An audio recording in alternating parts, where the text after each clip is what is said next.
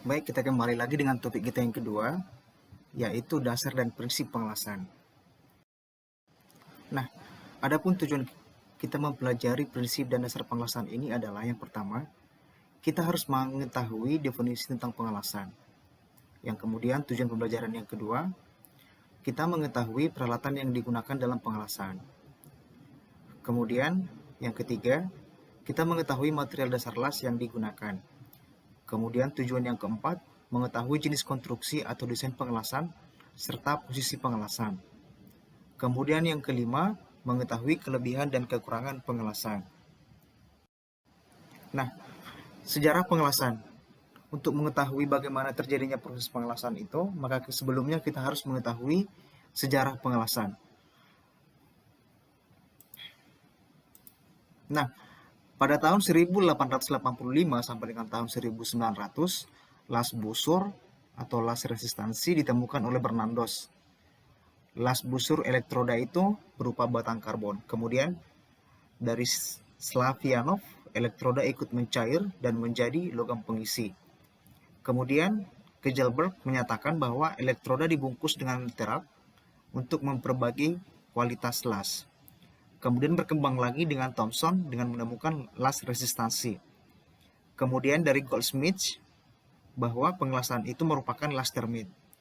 Kemudian dari Faust dan juga Picard menemukan las gas oksiasetilin dengan temperatur semburan 3100 derajat Celcius. Kemudian dari sejarah pengelasan TIG sendiri, seperti yang tampak pada gambar, ini adalah namanya tungsten electrode. Kemudian dan ini adalah bahan tambahnya atau filler metalnya. Kemudian lasmik dan juga lasmak, metal inert gas atau metal aktif gas. Kemudian pada tahun 1926,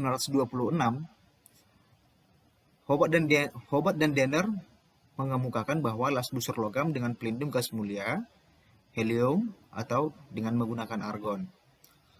Kemudian dalam penemuannya menyatakan bahwa elektroda tungsten tidak ikut mencair. Itulah yang disebut dengan lastik. Kemudian Lubavsky dan juga Novosilov menyatakan bahwa elektroda terumpan dengan pelindung gas CO2, lasmik gas CO2.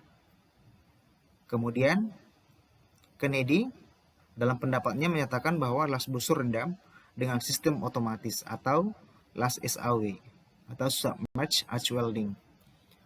Kemudian berkembang lagi pada tahun 1550 sampai dengan tahun 1952, di mana penemuan las plasma, las elektron, dan las placer atau friction stir welding.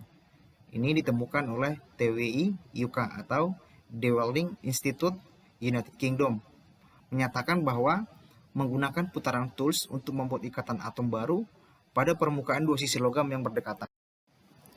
Kemudian pengelasan sendiri ada beberapa konsep. Yang pertama merupakan suatu cara penyambungan logam. Kemudian pengelasan merupakan teknik atau cara penyambungan logam serupa, kemudian menyambungkan dalam satu ikatan metalurgi. Kemudian dapat juga dilakukan dengan proses perbaikan dengan mengisi lubang, kemudian melapisi dengan keras, kemudian mempertebal bagian dan lain-lain. Kemudian terdapat beberapa teknik pengelasan. Teknologi pengelasan terdiri dari beberapa teknik pengelasan seperti SMAW, GMAW, GTAW, FCAW, GMAW, SAW, dan lain-lain. Kemudian dari sisi pengetahuan sendiri, pengelasan membutuhkan pengetahuan yang cukup besar. Kemudian dari sisi definisinya, las merupakan sambungan atau ikatan metalurgi pada sambungan setempat yang dilakukan dalam keadaan cair. Kemudian proses pengelasan terdiri dari beberapa proses pemanasan logam, kemudian penyambungan fasa cair logam, dan pembekuan logam. Kemudian proses pengelasan mengikuti perilaku diagram fasa logam. Kemudian perilaku metalurgi logam mengikuti perilaku diagram fasa logam. Nah, adapun klasifikasi dari pengelasan ini adalah yang pertama dari sisi cara pengelasannya. Yang pertama dari sisi pengelasan cair, kemudian pengelasan tekan, kemudian pematrian. Nah, dari sisi pengelasan cair sendiri, yang pertama menggunakan las busur, kemudian las gas, kemudian las listrik gas, las termit, sender elektron, dan busur plasma.